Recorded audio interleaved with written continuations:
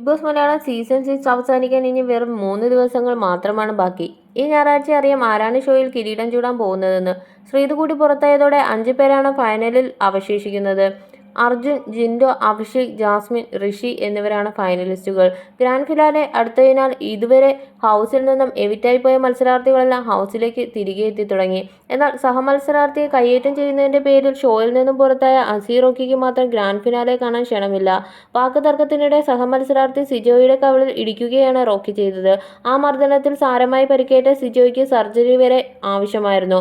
Big boss ചരിത്രത്തിൽ തന്നെ ആദ്യമായാകും ഇത്ര ക്രൂരമായ ഒരു ഫിസിക്കൽ അസോൾട്ട് നടക്കുന്നത്.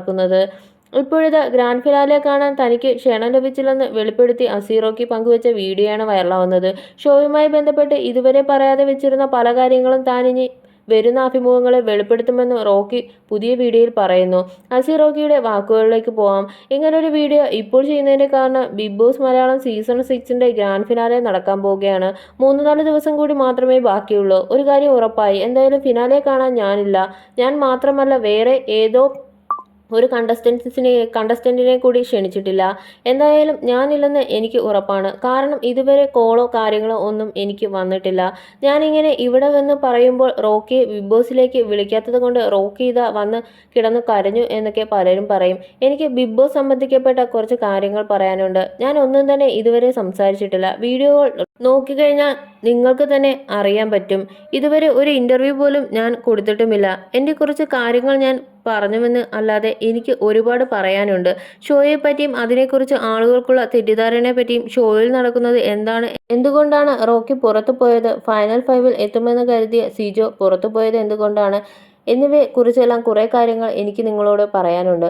സിബിൻ എന്താണ് സംഭവിച്ചതെന്നും പറയാനുണ്ട്. സീക്രട്ട് ഏജന്റായ സായി എങ്ങനെ ഹൗസിൽ കയറിയെന്നതിനെ കുറിച്ചുമെല്ലാം പറയാനുണ്ട്. ഞാനത് പറയാൻ പോവുകയാണ്. കുറച്ച് ഇന്റർവ്യൂസ് ഉടൻ വരും. എനിക്ക് കുറച്ച് കാര്യങ്ങൾ പറയാനുണ്ട്. അത് ഞാൻ പറയുക തന്നെ ചെയ്യും എന്നാണ് റോക്കി പുതിയ വീഡിയോയിൽ പറഞ്ഞത്. ഇതോടെ അസീറോക്കിയെ പരിഹസിച്ച് കമന്റുകൾ എത്താൻ തുടങ്ങി. കരഞ്ഞു മെഴുകാതെ സിജോയോട് കാണിച്ചത് തോന്നിയാസമെന്ന് ഇനിയെങ്കിലും മനസ്സിലാക്കൂ. കണ്ണീര് പുറത്ത് കാണിക്കാതിരിക്കാൻ കൂളിംഗ് ഗ്ലാസ് വെച്ചതാണോ? ഇങ്ങനെ കരയാതെ റോക്കി. ഇതൊക്കെ ഒരു ഗെയിം സ്പിരിറ്റിൽ എടുക്ക്. ഒരുത്തന്റെ കരണക്കുറ്റി ഇടിച്ച് പൊട്ടിച്ചാൽ പിന്നെ പൂമാലയിട്ട് സ്വീകരിക്കുമോ?